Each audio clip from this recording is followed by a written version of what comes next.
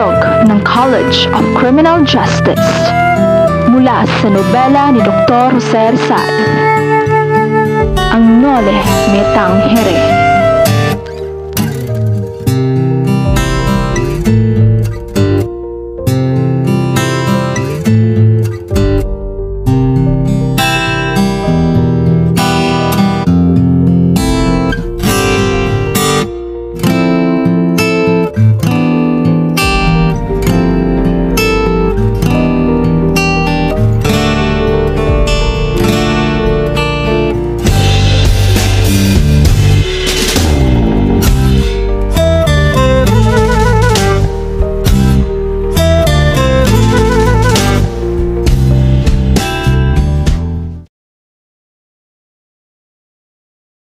Isang pagtitipon ang inihanda ni Don Tiago sa kanyang bahay na nasa tabi ng ilog ng Binundok at sa daang Anluwage.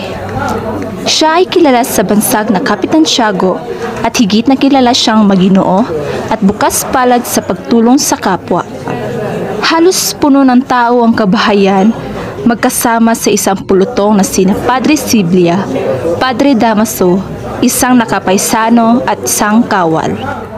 Kakaalis ko pa lamang ng bayang San Diego. Pagkatapos ng 2 taong panunungkulan, may 6,000 mamamayan doon at ang lihim ng bawat isa'y batid ko. At nang ako'y umalis, sino ang naghatid sa akin? Ang nakatatandang babae at ilang ding Hermano Tarrera, gayong 2 taong naninirahan doon. Wala bang kinalaman iyan sa disistangko ng tabako? Nabigla si Padre Damaso at halos mabitawan ng hawak na kupita. Ano? Hindi kayo nakakaintindi?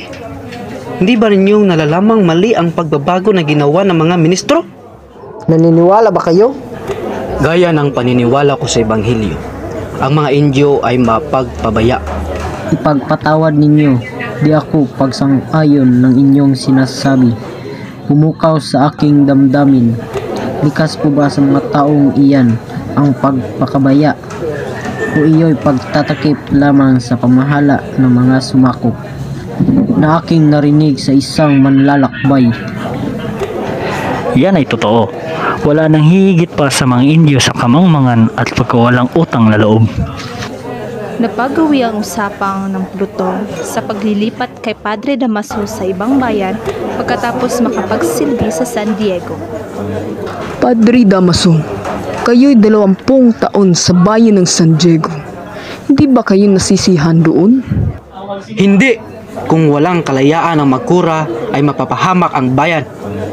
Ano ang ibig ninyong sabihin?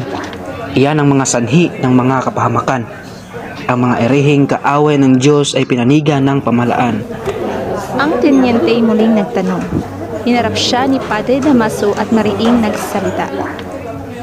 Kapag ang kuray nagpahukay ng isang erehe, kahit na ang hari walang karapatang makialam ni magparusa.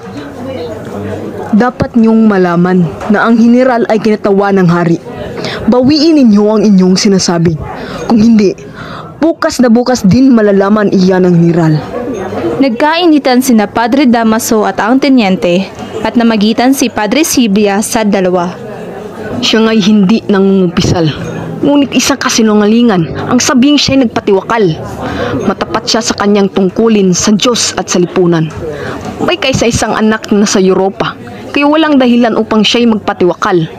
Nang dumating ang koras sa San Diego, ay pinagbugbog ang kwadador at pinahukay ang bangkay upang ibaon sa ibang puok. Nang mabatid ito ng general, ay nilipat sa isang bayan si Padre Damaso. Pagkatapos ay lumayo ang tenyente at unti-unting nagbabalik ang katiwasanan sa bulwagan.